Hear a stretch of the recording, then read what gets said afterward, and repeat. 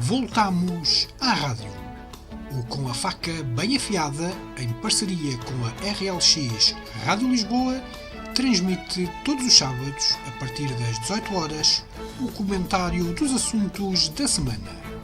Com a Faca Bem Afiada. Ora, muito boa tarde aos nossos ouvintes da RLX Rádio Lisboa. Hoje estamos aqui com a edição 18 do Com a Faca Bem Afiada para a RLX e os nossos paineleiros hoje são constituídos pelo João Carvalho, pela Ana Lúcia Fonseca e pelo Paulo Bernardo e Sousa, felicito a ele e também ao João Carvalho, porque isto é uma novidade que eu vos vou dar. O programa que vocês fizeram sobre a questão da linha amarela foi o programa em direto mais ouvido até hoje na RLX, segundo nos disseram. Portanto, parabéns aos dois pela moderação do João e pelos conteúdos que o Paulo Bernardo e Sousa também trouxe para aqui para esta discussão, portanto, estamos todos de parabéns. Bom, hoje vamos falar deste conflito israelo-palestiniano. Enfim, é um conflito que não é de agora, obviamente está outra vez nas notícias de destaque nos telejornais, mas este é um conflito que já vem de muito para além destes nossos tempos. Eu atrevo mesmo a dizer, e ia começar pelo João, que este conflito já vem até bem antes da declaração de 14 de maio de 48, quando Israel se declarou independente. Isto já vem muito, muito, muito por trás, não é, João? Ou seja, digamos, há elementos do passado que depois vão entroncar aqui. Não sei porque a minha imagem está um bocado parada. Mas ouve-se perfeitamente. Pois, o que interessa é o som. Em primeiro lugar, cumprimentar então os ouvintes da RLX e cumprimentar, portanto, também os presentes, o David Braga, a Ana Lúcia Fonseca e o Paulo Bernardo e Sousa.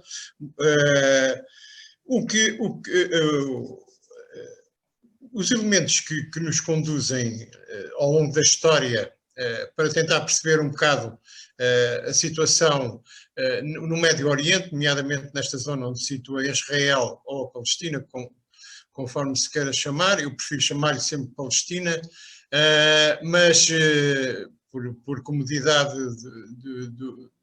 da argumentação podemos falar de vez em quando em Israel também. De facto, os primeiros elementos que nós podemos ter, e é curioso que, pelo facto de Israel ser um povo que acredita no Deus único, é evidente que há aqui muita coisa que tem uma conexão entre, por um lado, os elementos que existem na Bíblia e, por outro, os vestígios arqueológicos e historiográficos que existem. Portanto, há muita coisa na Bíblia que ainda falta confirmar em termos de arqueologia. Há muitos trabalhos a serem desenvolvidos e historiografia. E, portanto, para abreviar um bocado, digamos, o percurso cronológico, portanto, de Israel, dizer que efetivamente os tempos anteriores, aquilo que é mais importante para começarmos a pensar um bocado naquilo que é o povo judeu como entidade nacional ou supranacional, acontecem antes do Império Romano, ou seja, antes dos romanos invadirem a zona da Palestina. E, de facto, isso é uma história muito rica, que teve também muita evolução, mas os êxodos que aconteceram do povo judeu antes do Império Romano foram todos êxodos situados naquela região. Por um lado, a primeira destruição do templo dá-se em 586 a.C. com Nabucodonosor, portanto o rei da Babilónia, que leva os judeus para a Babilónia, mas, como é evidente, estamos a falar de Babilónia, estamos a falar ainda do Próximo Oriente, não é? Portanto, há aqui um êxodo, também 50 anos depois regressaram, portanto, enfim, antes também teria a questão da ida para o Egito, essa aí um pouco mais complicada, porque de facto existem relatos bíblicos, mas certificação arqueológica não existe assim muita, portanto isto é tudo um bocado no domínio, digamos, da Bíblia, e continua-se à espera de alguma certificação arqueológica. Bom, mas chegamos ao Império Romano, que é aquilo que mais interessa nestes termos, e de facto já na nossa era, em 72, dá-se a segunda destruição do templo, não é? O templo tinha sido reconstruído e os romanos, em 72 da nossa era, destroem o templo e dá-se o primeiro exílio de judeus. Logo seguido, passado em 135, com o imperador Adriano, dá-se o templo nunca mais foi reconstruído, houve várias tentativas de o reconstruir, mas como estavam sob o domínio dos romanos, nunca se conseguiu fazer.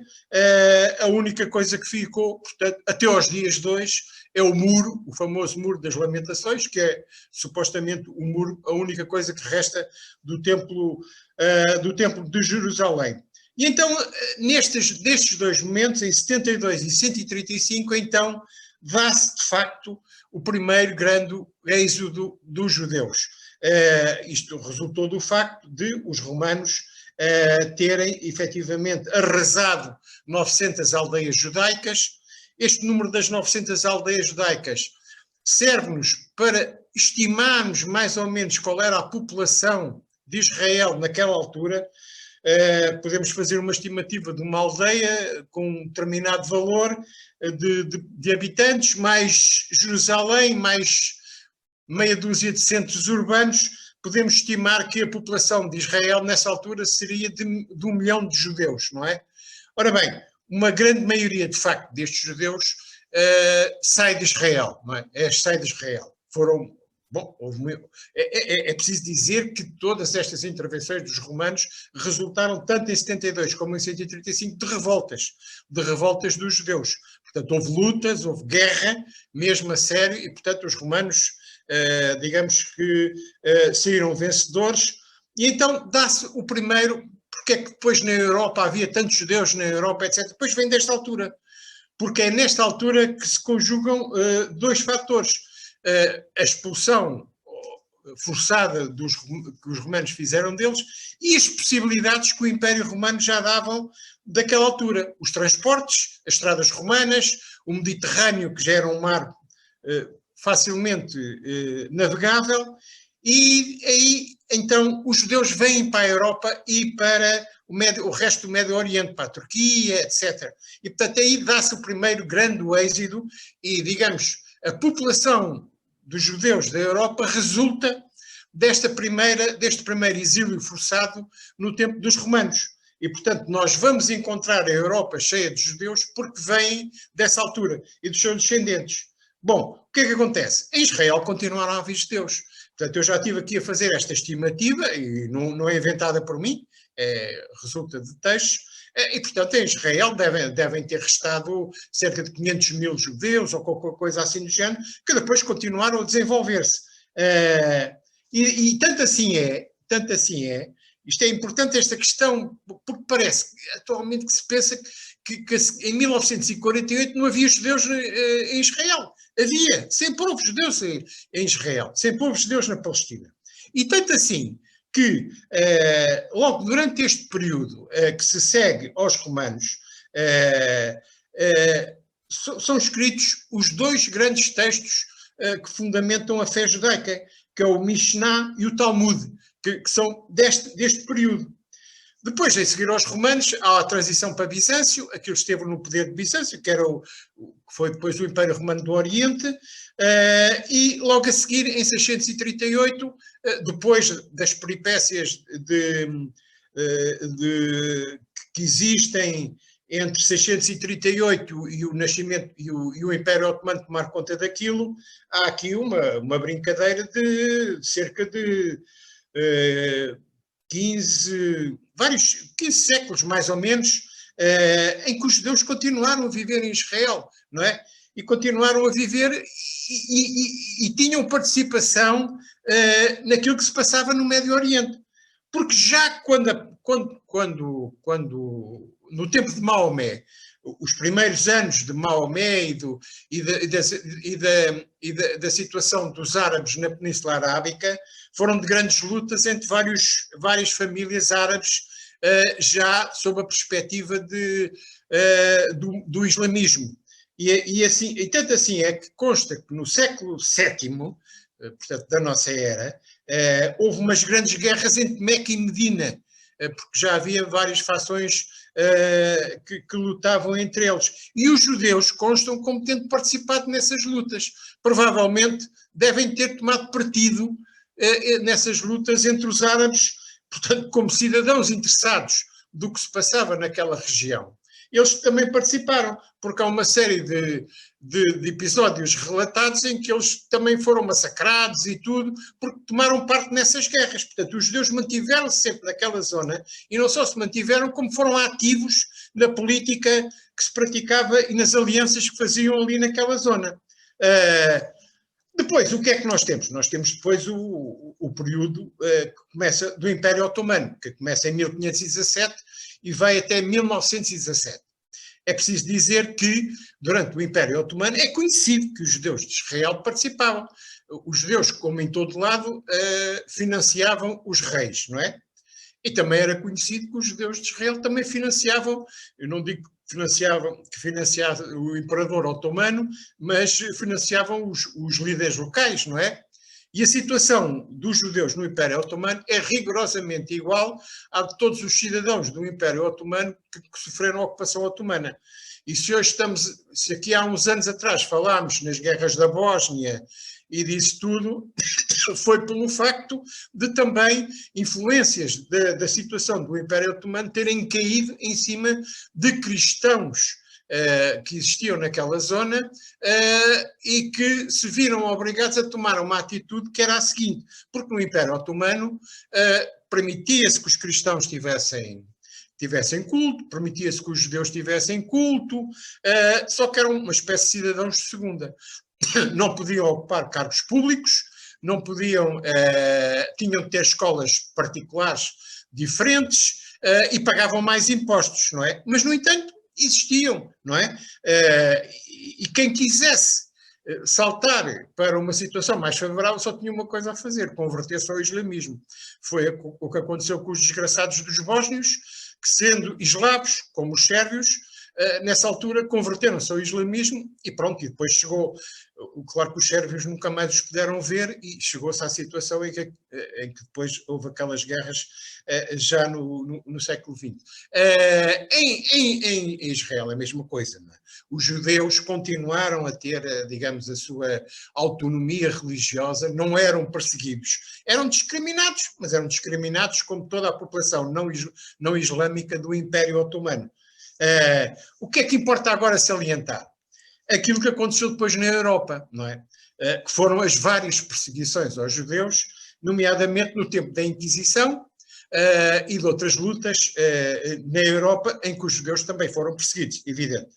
E curiosamente, há aqui outro elemento, e os que conhecem a história de Portugal e de Espanha sabem disso, no tempo da Inquisição, que os judeus portugueses que não se quiseram converter ao cristianismo emigraram. Mas, curiosamente, emigraram para onde? Não foi para Israel. Foram para os Países Baixos, espalharam-se pela Europa Oriental, porque toda aquela zona da Polónia, dos países bálticos, etc., que depois nós vamos encontrar cheia de judeus que foram perseguidos no Holocausto, foram para lá no tempo da Inquisição. Não é? Saíram dos países de Portugal e de Espanha, onde havia milhares e milhares e milhares de judeus, mas não foram para Israel, curiosamente. Não, foram para os Países Baixos e para os países de leste, não é? Portanto, esta situação levou a que, já no século XIX, não é? Já no século XIX,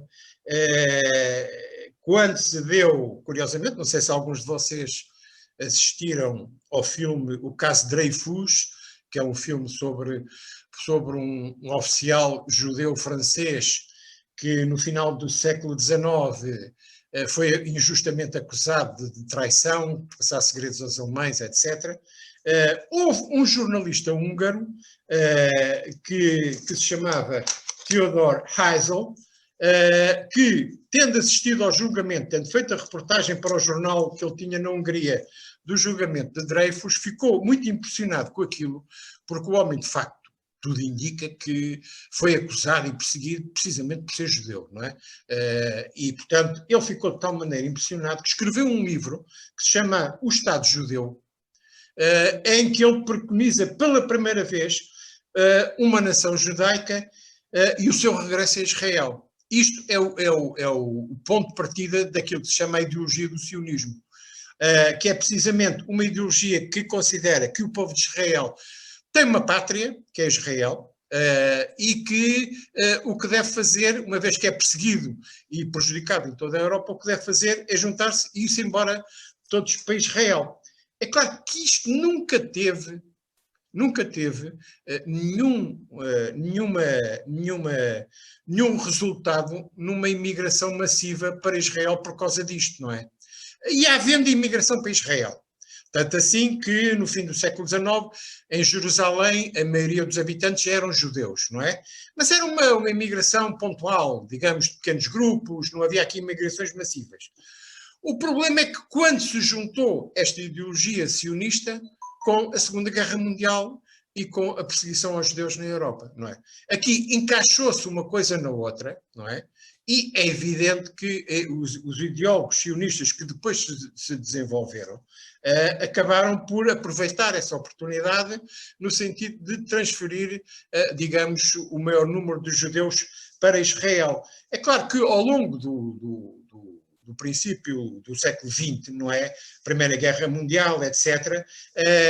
Quer dizer, houve algumas iniciativas, porque já estava desenvolvido o sionismo e já se falava muito nisso, a seguir à Segunda Guerra Mundial, decidiram que, digamos, Israel devia ter uma definição, não é? E calhou à Grã-Bretanha exercer um mandato de governar. João, a intervenção do João já vai em quase 13 minutos. Eu ia agora passar ao Paulo Bernardo para, certamente, porque também tem alguma cronologia histórica, e a partir daquilo que o João disse, que foi um retrato muito preenchido, digamos, da história dos judeus e de Israel, e a partir daquilo que o João disse, Paulo, isto depois, entrando na Segunda Guerra Mundial, quando acaba a Segunda Guerra Mundial, é quando, então, enfim, oficialmente se dá a chamada independência do Estado de Israel, e quando começam, então, as grandes confusões do século XX, do século XXI, que vamos lá ver se isto não vai continuar para o século XXII, XXIII e XXIV, porque não há maneira deste conflito acabar. Paulo. Olha, antes de mais, quero cumprimentar o auditório da Rádio Lisboa, Rádio LX. Muito boa tarde aos seus ouvintes. Também aqui ao Davi. Eu devia ter começado pela Ana, porque era assim que o cavalheirismo iria para fazer. Pela Ana, pelo Davi Braga e pelo João Carvalho também. Então, muito boa tarde a todos. Depois deste momento de grande exibição, se podemos usar o termo de conhecimento histórico do nosso João Carvalho, que de alguma forma nos deixou todos sem voz, porque foi exaustivo de uma forma bastante competente, como nos vem habituando. A verdade é que fica pouco para falar sobre a história, pelo menos atrasada. Mas, ainda assim, não devemos nunca esquecer o que é que se passou para trás. Se me permitisse, David, antes de entrar naquilo em concreto que tu queres dizer, eu gostava de ir atrás só para dar uma forma, incorporar aquilo que penso sobre esta questão e que informa o meu pensar sobre o assunto. Vou ler, e vão-me perdoar por isso, um texto que recentemente surgiu nas redes sociais do professor José Maltês, uma coisa curtinha, mas que de alguma forma eu acho que é muito interessante, porque resume, na minha ótica, bastante bem o que é esta questão deste conflito, e este texto veio a propósito dos recentes acontecimentos e desta aparente terceira intifada. Vamos ver se lhe vão dar esse nome ou não, mas acho que é um texto muito interessante. Então ele começa por dizer: o que mais me incomoda nestas imagens de guerra não é apenas a banalidade do mal, é o comentário a torcer por uma das partes em conflito e a desejar que os seus favoritos matem ainda mais. Até alguns pertences cristãos, assim de fora, desejam a morte dos primitivos cristãos, nestas voltas de uma história que com este jogo nunca se resolverá. E tudo provocado por Dreyfus, pelo sionismo e pelo protetorado colonial britânico. Como, e isto acho que é interessante este pensamento porque nos toca diretamente, como se os visigodos pudessem voltar à Lusitânia em oposição aos viriatos que a consideravam sua pátria. E, antes dos considerandos de enquadramento, eu acho que aqui temos um grande resumo do que estamos a assistir aqui e até noutras latitudes. Esta teimosia em recuperar um passado, que é isso mesmo, passado, é uma teimosia que cria aqui um problema, que é a incapacidade de olhar para a frente e arranjar soluções para o problema que temos entre mãos. Quer gostemos, quer não, e eu não acho que tenha sido simpática a solução arranjada em 47 e depois viabilizada em 48, a verdade é que temos 70 anos disto, e já há gente que necessariamente tem que coabitar mesmo uns com os outros. Na solução sionista com que acabava o João Carvalho de falar, em determinada altura, a comunidade judaica apostava, curiosamente, não a voltar à Palestina, ou a Israel, como queiramos. Apostava na Guiana Britânica, em Madagascar, tinha um plano para o Japão, tinha ainda o Uganda britânico e até um canto na União Soviética de então, lá na extrema oriental. Eles tinham esta solução, porque o sionismo, o que é isto? É uma reação ao antissemitismo, gerando uma solução de conforto para os judeus que eram perseguidos em todo lado. O que é que eles precisavam? De um território para que isso parasse. É este o raciocínio de forma lata que é o sionismo. Porque às vezes também ouvimos falar muita expressão e tenho a sensação que a maior parte das pessoas acha que aquilo é outra coisa qualquer. Não, o sionismo resulta desta necessidade que o tempo trouxe. Depois é verdade que isto depois foi materializado de formas estranhas e esquisitas. Eu tenho uma opinião muito própria que acho que um povo que sofreu aquilo que sofreu às mãos da Alemanha nazi devia ser um bocadinho mais cuidadoso no trato com a Palestina neste momento, porque não podem ser insensíveis ao sofrimento que também geram, porque os dois lados, às partes das tantas, já pouco importa saber quem tem razão, porque quando há mortes, e bastantes, ao longo de 70 anos, já pouco me importa saber quem matou mais, quem matou menos. Bastava ter matado uma pessoa. Pior é que quanto mais se mata, mais se afirma esta dificuldade deles se relacionarem, porque não haverá certamente uma única família dos dois lados que não tenha perdas. E isto começa a cauterizar os espíritos, a ter alguma dificuldade em olhar para o outro como um ser humano. Eles são sempre adversários. É os eles. E a comunidade internacional também é culpada por isto. Primeiro fez aquela brincadeira com o Kurdistão, ainda no ocaso da Primeira Guerra, que desfez um país daquela dimensão. Um país, naquele momento já não tinha bem esse estatuto, mas de qualquer forma havia um reconhecimento e o Império Otomano de alguma forma até reconhecia a sua existência como uma comunidade autónoma. Mas depois faz esta coisa de colocar artificialmente aquele país ali. A verdade é que, como dizia o João muito bem, sempre houve judeus naquele território, certo? Ninguém retira isso. E ao longo da história isso atravessou-se inúmeras vezes, essa realidade foi visível inúmeras vezes. A verdade é que os acordos de 47, que acabam depois na autonomia conseguida em 48, geravam uma solução que, a ter sido aceite, e isto também é uma questão, a ter sido aceito pelos palestinos, e se calhar eles não foram devidamente ouvidos na solução, poderia ser uma hipótese win-win, porque era uma divisão mais ou menos a meio. Os israelitas, ou os judeus, como queremos chamar, para este caso pouco importa, iriam ter ali uma ocupação territorial em áreas mais ou menos inocupadas, e isso foi um facto.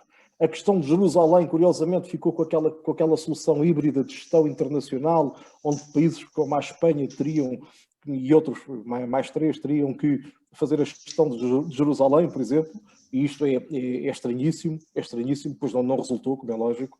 A maior parte das pessoas não se apercebe disto, mas isso resulta dos acordos internacionais, porque havia a noção daquilo que Jerusalém poderia representar para o sentimento cristão, para o sentimento árabe e para o sentimento judaico. Então, a melhor maneira era ter alguém de fora a gerir aquilo. Nunca aconteceu. O facto é que chegámos a este ponto de ter uma coisa que foi contestada na hora, meia dúzia de dias depois já estavam as frentes militares apontadas a Israel em 48, repare-se disto, os países à volta muçulmanos, é um facto, mas nem por isso significa que partilhassem todos o mesmo querer sobre a situação. De alguma forma, atacando Israel, mostraram que não aceitavam a solução que as Nações Unidas tinham encontrado. E o problema é que cada vez que houve acordos de paz, a Palestina perdeu. É curioso.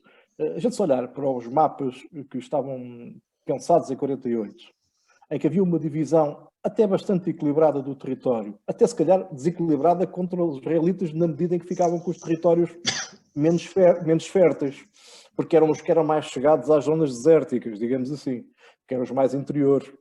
Mesmo a parte de cima, a Cisjordânia, não lhes competia, que era curiosamente interior, mas também tinha ali, bebia muito do Jordão e, portanto, tinha ali muito de fértil e, portanto, e de abundância em termos agrícolas, o que é muito importante naquela zona do planeta.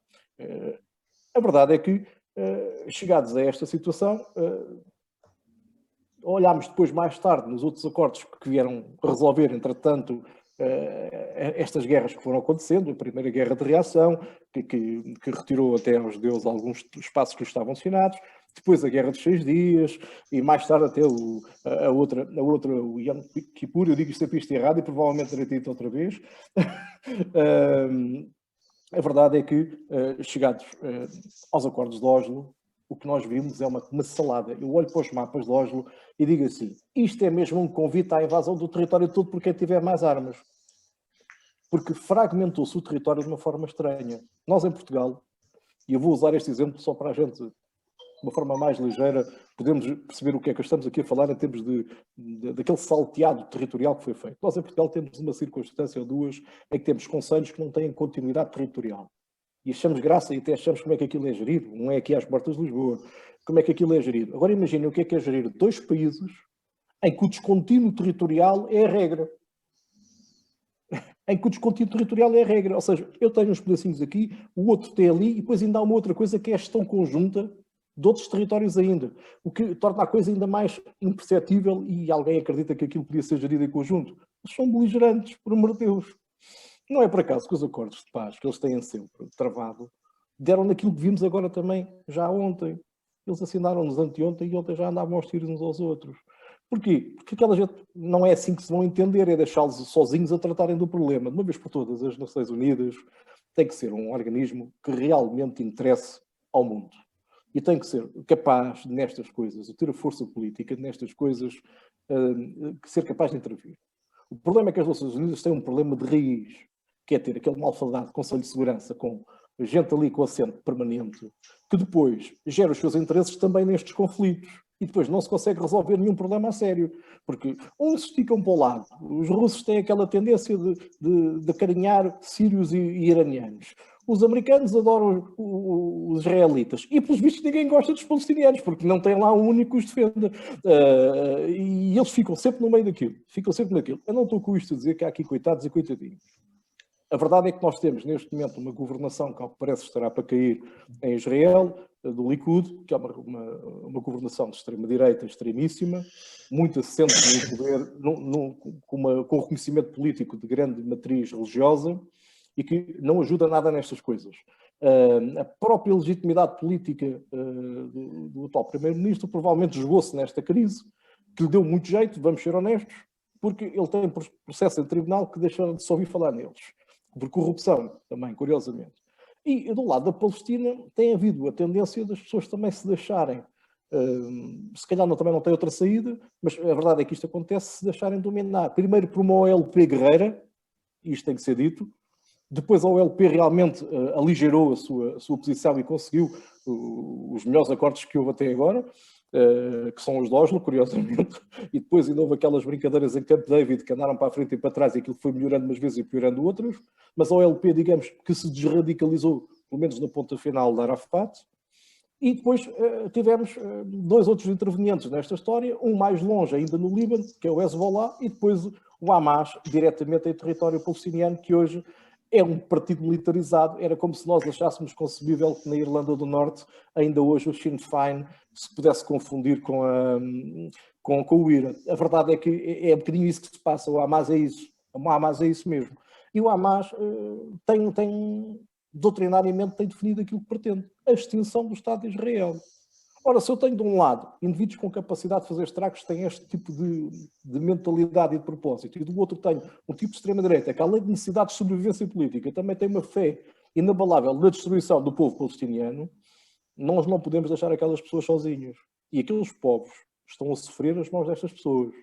Eu não sei como é que em Israel continua a ser eleito um partido como o Likud. Não consigo perceber. Apesar de eles não ganharem as eleições. Aquilo é mais umas caranguejolas que eles têm para ali que depois os fazem manter no poder. Mas a verdade é que não tem ajudado nada a poder termos estes interlocutores. Porque isto Muito bem, Paulo. Quando todos nós continuarmos a dizer que aquele território é meu por natureza. Aquele território não é nenhum dos dois por natureza. Por natureza, aquele território é assírio.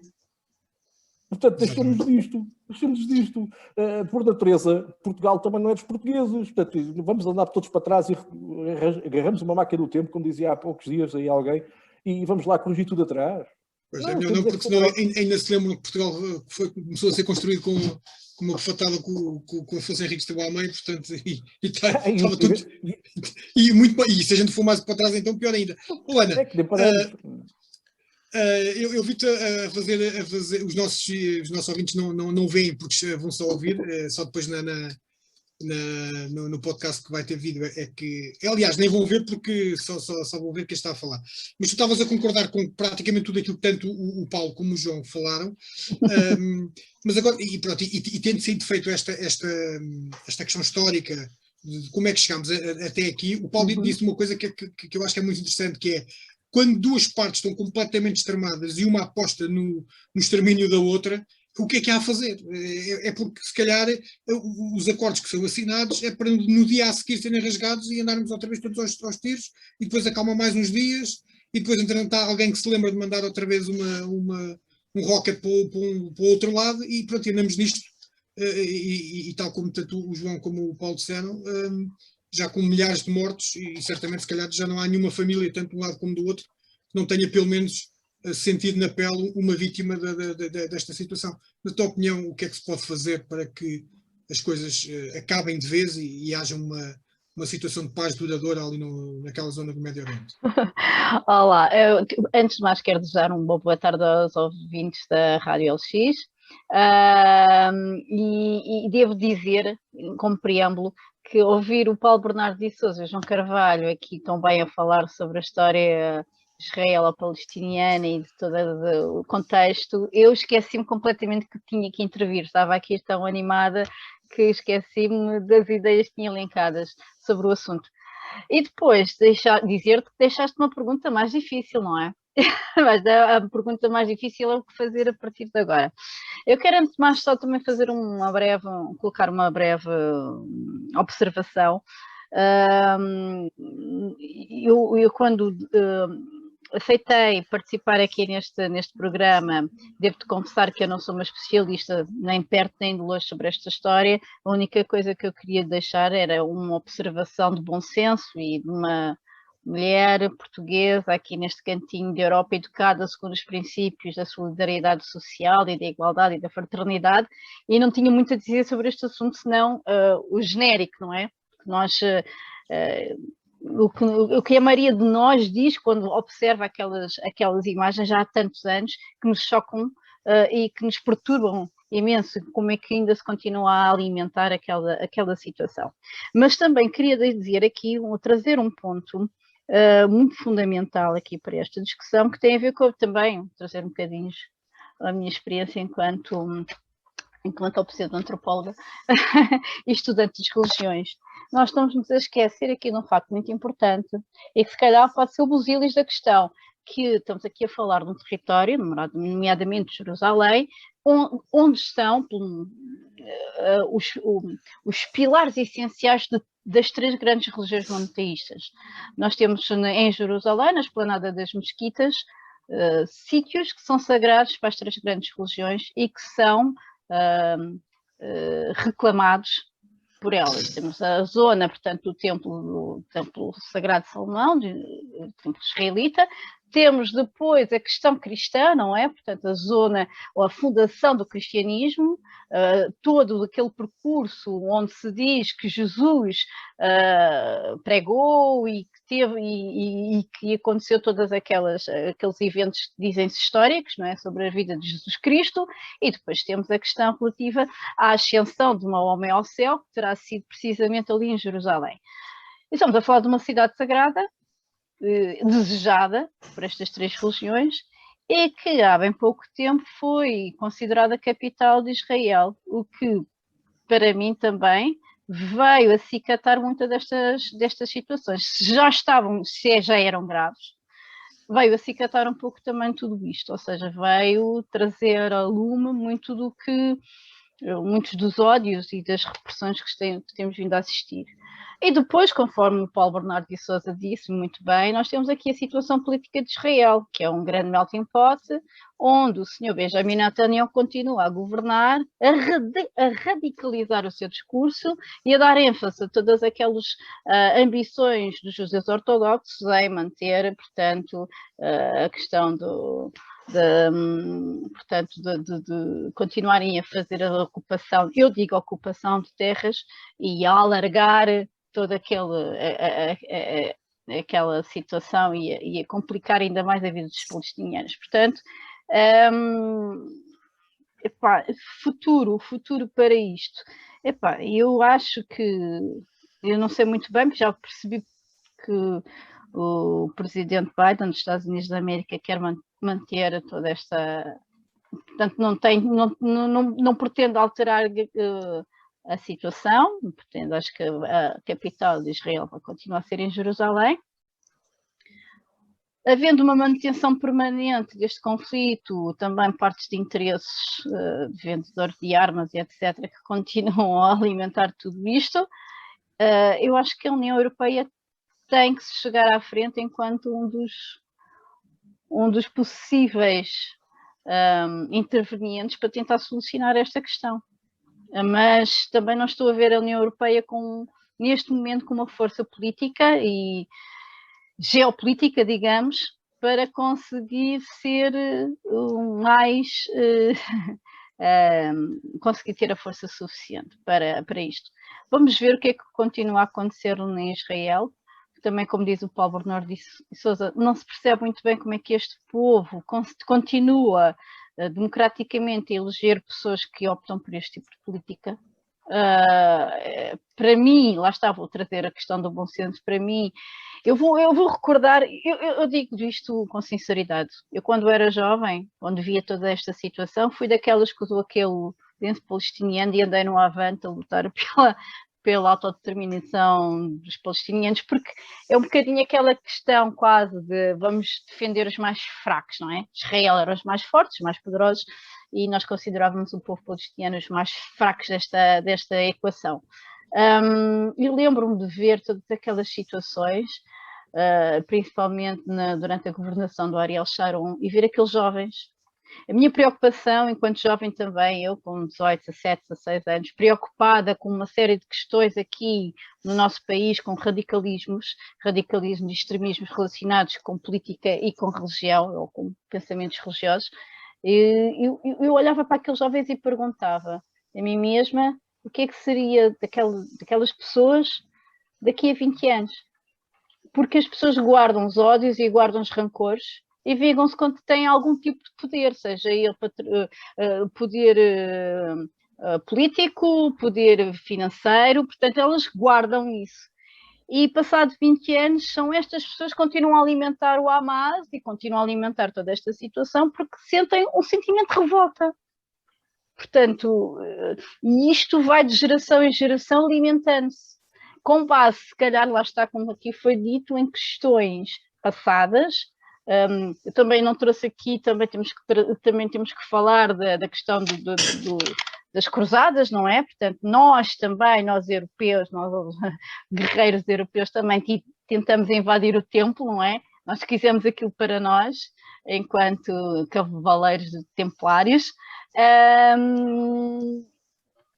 E sinceramente não te sei dizer concretamente quando é que isto terminará, porque isto está a ser alimentado constantemente e temos visto nos últimos dias que vai ser difícil gerir esta situação. Sim, João, fazia a mesma pergunta, aqui com uma ressalva, e o Paulo referiu isso muito bem, que é, quando é esta questão das negociações, parece que realmente ninguém está ao lado da Palestina, e parece-me que a Palestina é claramente o elo mais fraco no meio disto tudo, até porque se os Estados Unidos estão pelo lado de Israel, não há ninguém que esteja pelo lado da Palestina, logo aqui há uma diferença, enfim, logo aqui os pratos da balança estão completamente desnivelados. Isto passa por quê? Passa por realmente, de uma vez por todas, a comunidade internacional perceber que tem que intervir para que isto não acabe sei lá, eu ia dizer no extermínio completo da Palestina, mas se calhar até corremos mesmo esse risco, nunca se sabe, não é? Eu nesse aspecto sou muito pragmático. Eu já fui e continuo a ser daqueles que entendia que na Palestina devia haver um só país com lugar para todas as religiões e todas as tendências étnicas, e que aliás foi a primeira coisa que, ainda sobre esta da Liga das Nações, entre as duas guerras, o primeiro mandato britânico era precisamente para criar as condições. Eu até vou ler aqui, onde é que eu tenho isso? Eu tenho para aqui uma declaração que na altura foi feita pelos... sobre isso, em que dizia que... onde é que está? Eu não sei onde é que eu tenho isso.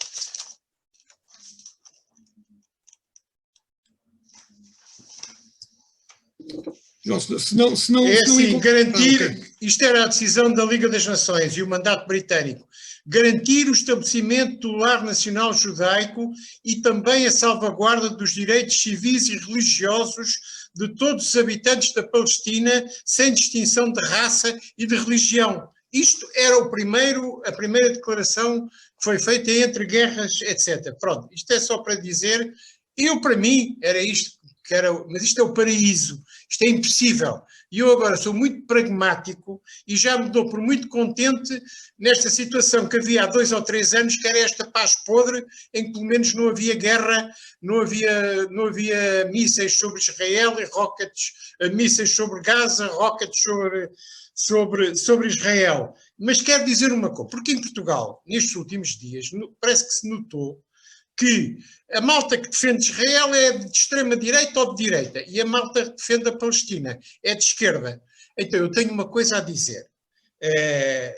Durante muitos anos, quem fez a guerra de Israel contra a Palestina eram socialistas, era o Partido Trabalhista de Israel, que, aliás, o fundador do Estado de Israel era um indivíduo chamado Ben Gurion, que era trabalhista, era socialista, e o mais curioso disto tudo, e aí vocês veem até que ponto é que isto é impossível de resolver, em que na Internacional Socialista se juntavam esses indivíduos do Partido Trabalhista, que durante muitos anos governaram Israel e que fizeram guerra aos palestinos, e sentava-se ao ALP. E aliás até houve aqui uma reunião em Lisboa, que eu me lembro, da Internacional Socialista, em que houve um atentado contra o representante da ALP sob as barbas dos socialistas todos, nomeadamente de Israel. Portanto, isto é só para pormos estas questões, que isto não tem nada de direita nem de esquerda.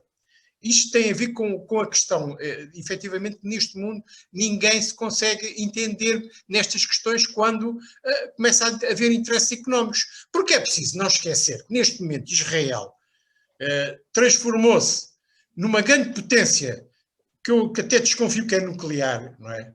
Eles não dizem, mas eu desconfio que Israel tem a bomba atómica, não é? E porquê? Não eram os judeus que viviam em Israel antes da Segunda Guerra Mundial, e que viviam em paz, eles viveram em paz séculos com os árabes, não é? E, portanto, tudo isso descambou quando, a seguir à Segunda Guerra Mundial, 1 milhão de judeus, já estou a meter aqui os que vieram da Europa, mas depois das perseguições de Stalin e das perseguições da Hungria, houve perseguições de judeus em vários lados, foi tudo justado para Israel e mudou completamente a situação. Entre as duas guerras, aqueles judeus que já imbuídos do espírito sionista iam patrioticamente para Israel, começaram por comprar terras aos árabes. Mas só depois da Segunda Guerra Mundial, com aquela malta toda a invadir aquilo, deixaram de comprar para expropriar. E, portanto, alteraram completamente a correlação de forças. E há outro mito, que é dizer, eles transformaram o deserto numa coisa fértil, etc. Pois, com o dinheiro dos judeus ricos americanos, com o armamento americano e com os meios materiais americanos, qualquer indivíduo transformava aquilo numa coisa fértil, não é? Portanto, digamos que isto é iluir. Agora, eu gostava de dizer uma coisa. Eu, neste momento, já disse que contento-me com a paz podre que existia desde que não houvesse bombas a voar de um lado para o outro. Que é a mesma paz podre que existe na Irlanda do Norte, que é a mesma paz podre que existe entre os bósnios e os sérvios. Eles estão lá, está tudo parado, não é? Mas primeiro, eles não se entendem, não é? Já vimos que na Irlanda do Norte as coisas vão descamar a breve prazo. Mas eu prefiro isso. Eu já perdi as ilusões de um Estado de Israel em que israelitas casassem-se com palestinianos, que por acaso até são giras, e palestinianos com judeus. Isso já perdi as esperanças. Contente-me com uma paz podre. Mas há duas coisas que agora se alteraram. E cada vez que há uma guerra, há sempre qualquer coisa que muda para pior.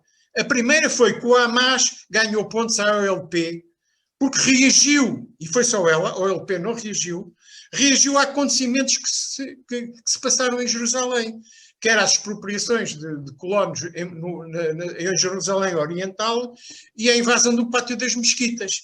Portanto, foi o Hamas que reagiu, portanto, ganhou pontos à OLP. Não é? E a segunda questão, e esta é muitíssimo mais grave, é que pela primeira vez o conflito alastrou para dentro de Israel, envolvendo os árabes israelitas. É preciso dizer que 21% da população de Israel, portanto cidadãos israelitas, são árabes, não é? E pela primeira vez veio ao de cima uma coisa que Israel nunca cuidou, que era dar igualdade de vida e de condições aos árabes israelitas. Eles de facto têm partidos, até podem eleger para o Parlamento. Mas quanto ao resto, eles vivem nos piores bairros de Israel, eles vivem nas piores cidades de Israel, eles têm as condições mais difíceis de acesso à saúde e à educação de Israel, e tudo isto agora veio ao de cima. E até aconteceram coisas gravíssimas, perseguições de árabes a judeus e de judeus a árabes e mortes e não sei o quê. Pela primeira vez o conflito alastrou para dentro de Israel. E acho que os israelitas, que se ainda conseguem ter 2 pingos de consciência democrática e humanitária, deviam estar preocupados com isso. Muito bem.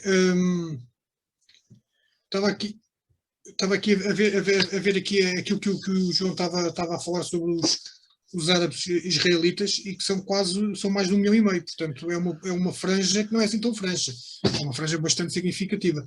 Paulo, tu já disseste que a solução também seria uma intervenção da comunidade internacional, mas também estás um bocadinho de pé atrás, exatamente por aquilo que também tu disseste, que é quem é que defende os palestinianos, porque a coisa não está muito fácil para o lado deles, porque toda a gente condena os ataques de Israel, mas depois chegarem-se à frente, se calhar não é bem assim, falem lá entre todos, façam lá um cessar de fogo, mas pronto, não chateiem muito, nós também não estamos muito interessados em desquemarmos para ir lá, resolvam o vosso problema. É uma espécie de lavar as mãozinhas e ver o que é que acontece a seguir. Bom, há aqui vários ses nestes diversos pilares que alimentam toda esta questão. A comunidade internacional, e há bocado a Ana Lúcia fazia questão de referir que a Europa tem responsabilidades. E eu concordo, mas, por exemplo, o reconhecimento do Estado palestiniano é, neste momento, uma coisa que é avassaladora. Entre 190 e tal países, acho que são 160, ou o que é, mais ou menos, que anda por aí, que já fizeram esse reconhecimento. Mas na Europa, a atual presidência da Europa nunca reconheceu.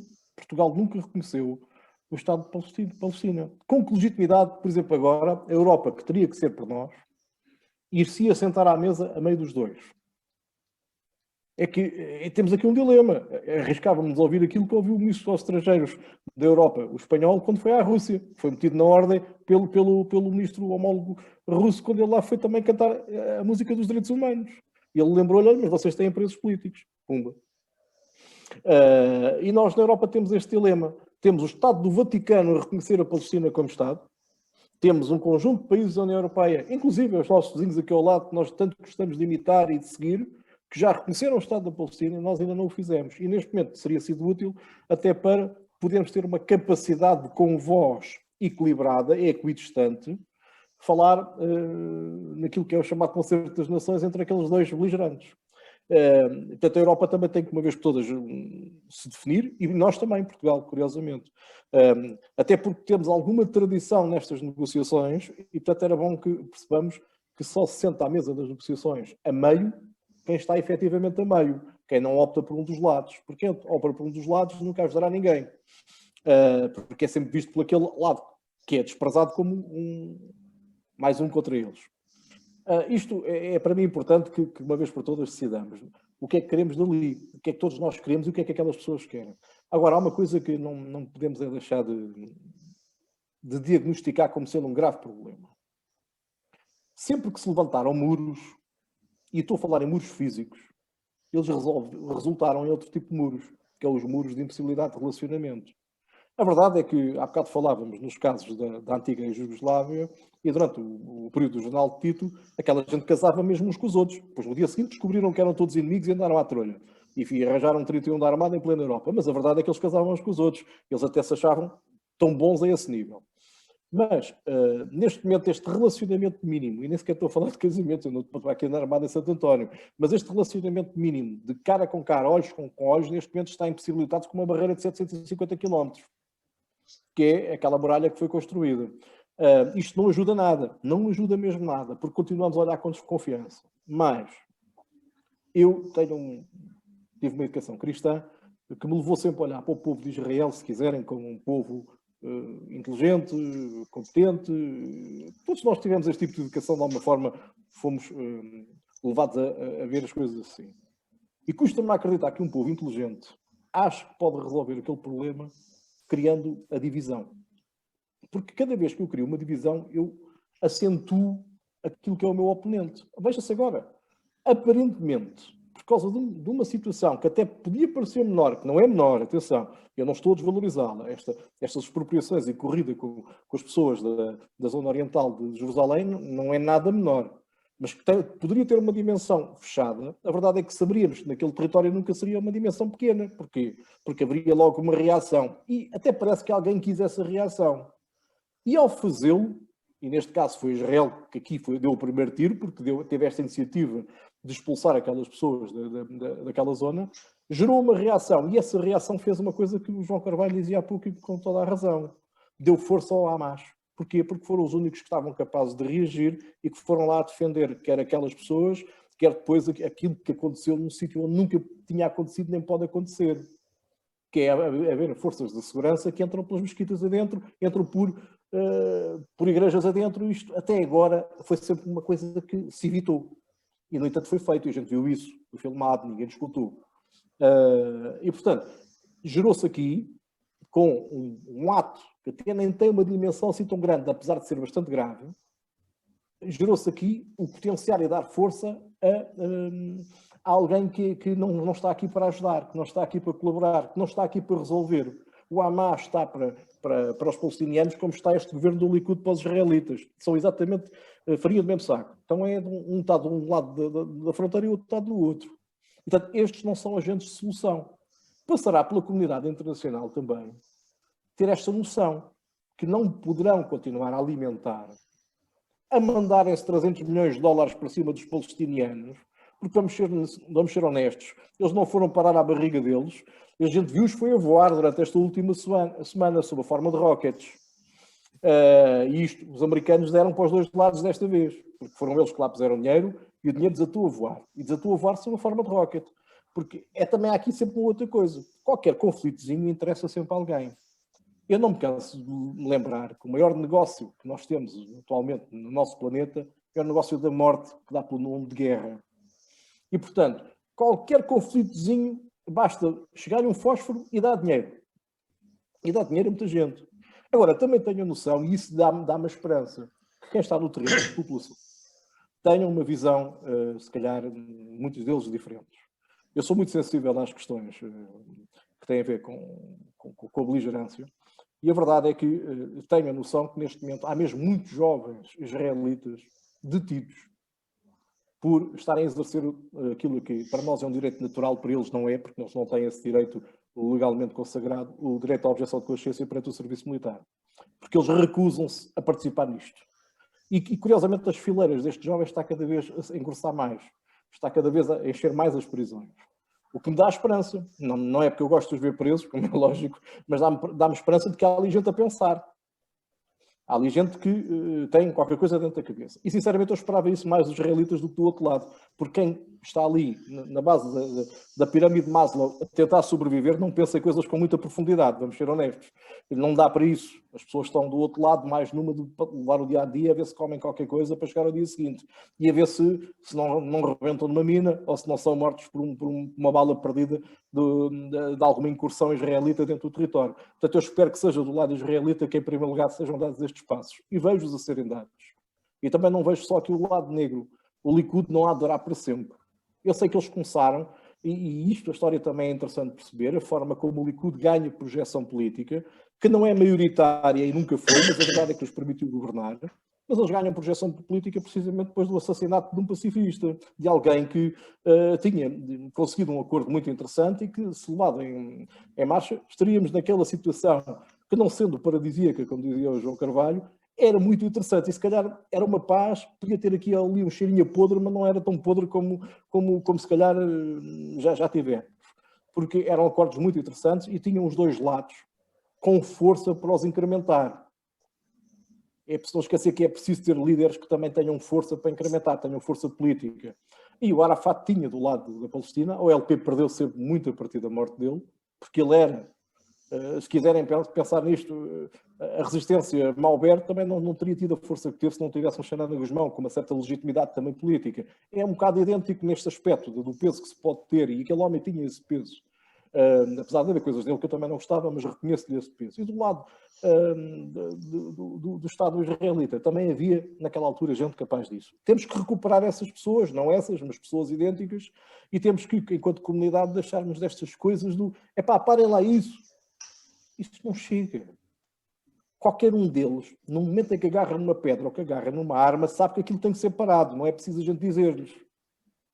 E é bom que percebamos que chegamos a situações de desespero tamanho, que há quem não se incomode de dar a sua vida, quem agarra numa pedra sabendo que pode morrer com um tiro, por uma causa que se calhar até nem percebe muito bem. Se calhar até nem percebe muito bem. Mas que o desespero é tremendo. E não é inteligente, e voltando a isto e finalizando com esta questão do inteligente, não é inteligente para mim observar que os israelitas não percebem que tinham toda a utilidade em envolver no processo os palestinianos, no processo de coabitação. Eles têm que coabitar, eu tenho isto inúmeras vezes, seja daqui a 300 anos, 500 ou 2 milhões, eles estão condenados a coabitar. Porque um povo pressionado resiste sempre. Resiste sempre. Eles não pensem que isto vai ter uma solução militar, porque a solução militar só aconteceria por extermínio de uma das partes. E isso não vai acontecer. Porque sobra sempre alguém. E, portanto, tenham lá capacidade de oxigenar o cérebro, de se ouvirem uns aos outros e, de uma vez por todas, assinarem acordos que sejam para cumprir. E que alguém do lado de fora também imponha isso com legitimidade política, que não dê dinheiro a uns e dê palmadinhas nas costas a outros. Porque isso exatamente. Não vale. Que tenha a força também para depois controlar e fazer ali uma gestão dos acontecimentos. Ana, o Paulo Bernardo tocou aqui num assunto também bastante interessante, tem a ver com esta nova visão que a juventude israelita tem, e eu também li essa notícia, que cada vez havia mais jovens enfim, não há o estatuto de objeção de consciência e daí eles estarem presos, mas cada vez haver mais jovens que se recusavam a ir para o exército para alimentar aquilo que é aquela guerra.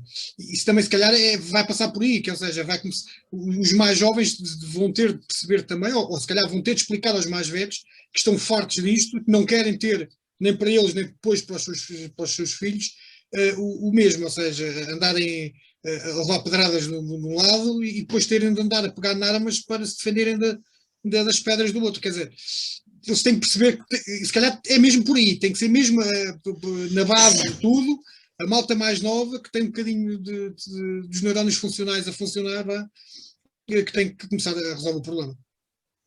Tens essa esperança, não? Sim, tal como o Paulo Bernardo de Sousa, também digo que tenho alguma esperança na juventude e eu, eu já tive o gosto de conhecer jovens israelitas completamente contra tudo isto que está a acontecer.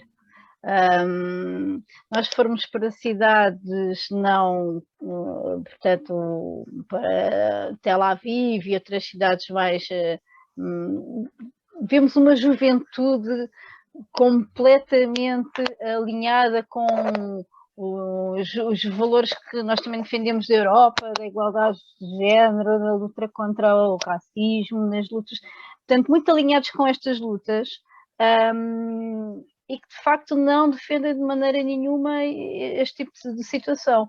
Mas também, tal e qual como aqui foi dito, eles têm um serviço militar obrigatório para homens e para mulheres. E também nós às vezes quando olhamos para certas posições, tomadas de posição, por exemplo, algumas figuras públicas israelitas, por exemplo, aconteceu recentemente também com a Gal Gadot, que é aquela atriz israelita que faz de Wonder Woman, Mulher Maravilha, não é? E que foi logo conotada porque ela é militar, ou é um ex-militar, ou um ex-oficial do exército. Nós esquecemos que eles são todos ex-oficiais do exército, ex-militares, andaram todos. Portanto, quando nós fazemos este tipo de comparações e dizemos, tu também lá andaste e também atacaste e etc., esquecemos também deste tipo de situação, e isto é muito complexo realmente também, é uma situação muito complexa de gerir, mas tenho alguma esperança na juventude, e agora é acreditar no processo democrático, lá está, tentar ver se é possível esta alteração de situação política seja feita internamente pelo próprio povo israelita. Não sei se será tu achas que uma mudança política em Israel favorecia? Eu penso que sim, pelo menos abrir ao diálogo, e como diz o João Carvalho, nem que seja numa paz por outra, mas abrir ao diálogo e tentar-se tratar dessa situação e não dar tanta ênfase, por exemplo, aos judeus ortodoxos e a toda aquela linha de pensamento sobre os colonatos e tipo como se tivessem algum direito, e eles acreditam que têm o direito de colonizar e fazer os seus condomínios fechados em território que à partida seria um território do povo palestiniano, ou que há pessoas da Palestina a viver, portanto isto é muito difícil de gerir. Uma coisa que eu queria aqui também, só queria fazer uma observação relativamente ao que João Carvalho falou dos partidos de extrema-direita e de extrema-esquerda, e que, pronto, nós realmente, como o nosso discurso político a nível então de redes sociais é bastante binário. Nós ou somos uma coisa ou somos outra, não há ali meios termos, portanto é muito fácil apelidar as pessoas de extrema-direita e de extrema-esquerda.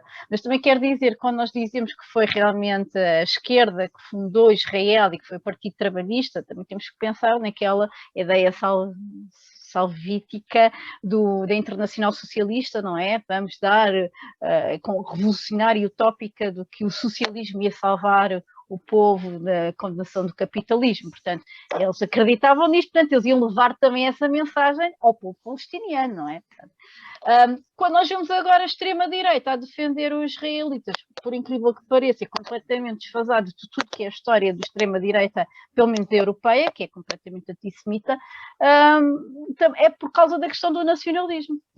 Estou encostada à ideia do nacionalismo, quem tem poder e quem tem armas tem direito a conquistar aquilo que nem que não lhes pertence. Portanto, eu acho que é um bocadinho nesta questão destas posições pouco arbitrárias, mas antagónicas.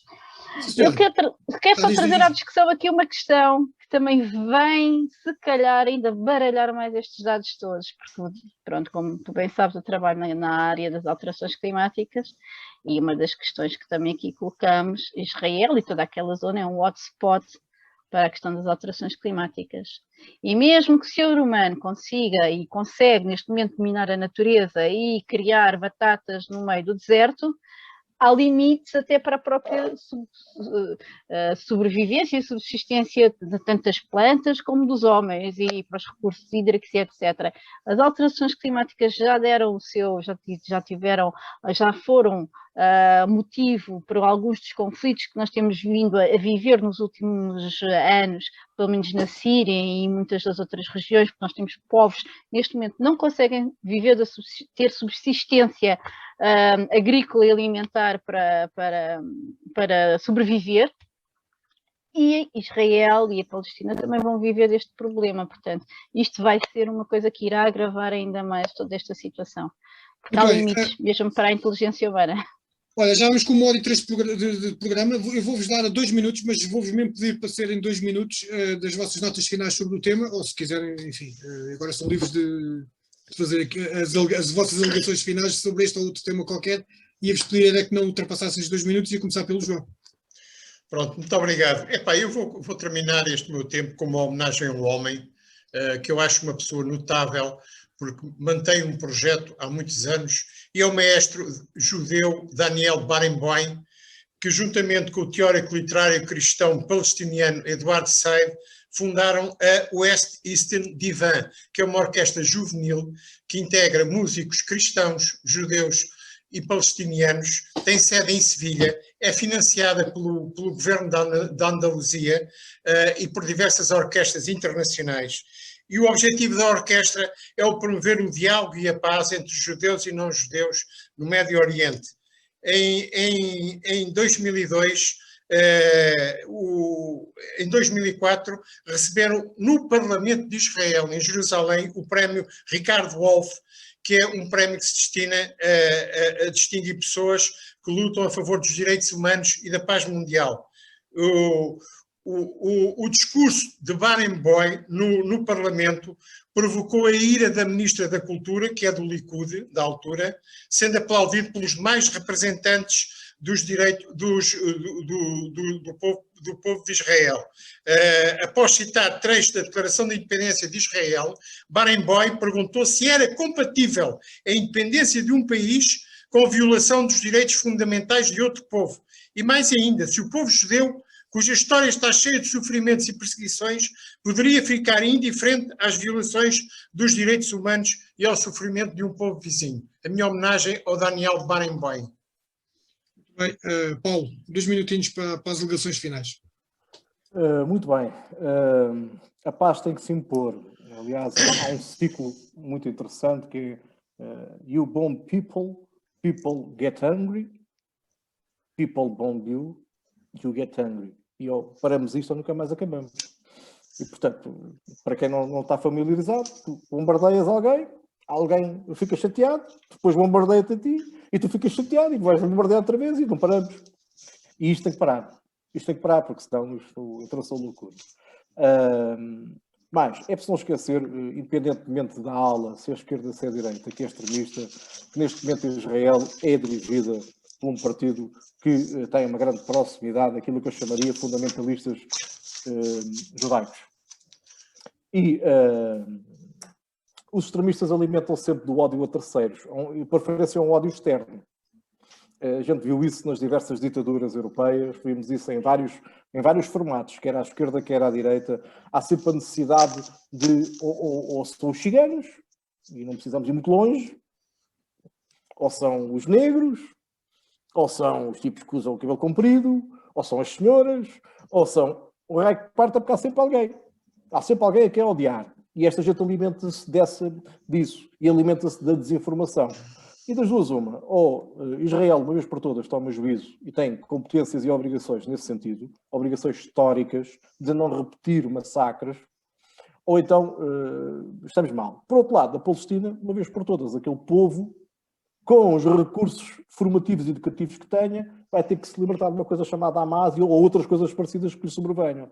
E isso é essencial. Também dali tem que vir soluções. Por outro lado, a comunidade europeia, e por aqui termino, a comunidade mundial, em particular a comunidade europeia, tem que intervir ali, e não é militarmente, porque já lá temos armas que bastem. Deixemos-nos de parvoízos. Nunca houve nenhuma guerra que resolvesse nenhum problema. É a história que diz isso, não sou eu. Eu tenho uma má vontade para com a guerra, mas a história diz isso, não sou eu. Sempre que agarramos em armas, aumentamos o problema. E, portanto, é melhor pensar que não é com forças de interposição. Isto tem que ser pela via política. E tem que ser mesmo, uma vez por todas. E sem aquelas coisas de ir por trás e financiar uns e outros. E isto tem que parar porque não faz bem a ninguém. Nós estamos no centro do mundo, que é ali que é o centro do mundo ainda hoje, e, por amor de Deus, não vamos continuar a exigir terrenos porque lá atrás há alguém coisa, porque lá atrás temos uns macacos.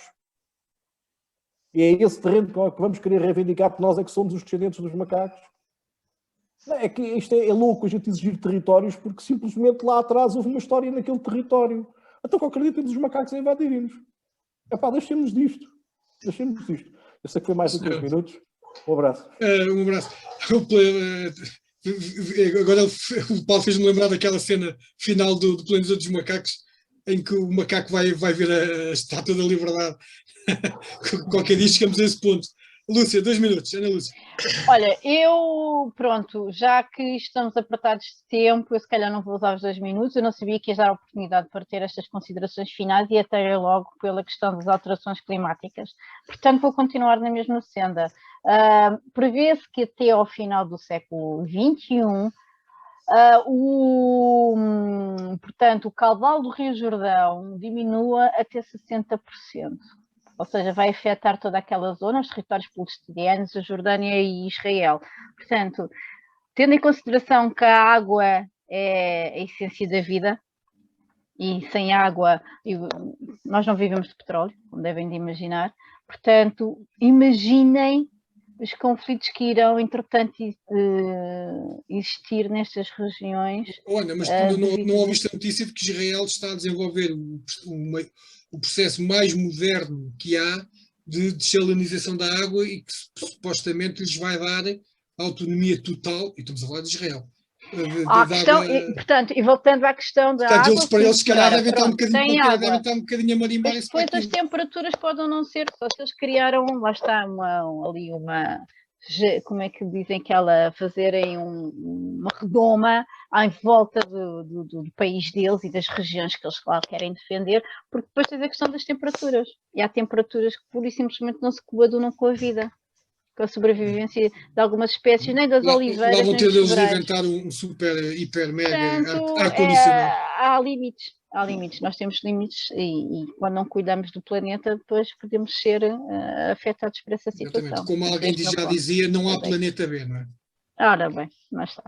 Muito bem. Pessoal, olha, muito obrigado, foi um programa espetacular, muito conteúdo, uma história sobre aquilo que é, para que se perceba como é que chegámos até aqui, porque muitas vezes não há, e como disse muito bem o Paulo e o João, não há só os bons, nem há só os maus, há um percurso que vem por trás que justifica muito aquilo que se passa hoje em dia, e por isso é que é tão importante a história, é tão importante compreender a história, para se calhar começarmos a preparar muito melhor o futuro.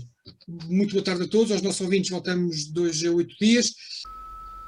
Voltamos à rádio, o Com a Faca Bem Afiada, em parceria com a RLX Rádio Lisboa, transmite todos os sábados, a partir das 18 horas, o comentário dos assuntos da semana. Com a Faca Bem Afiada.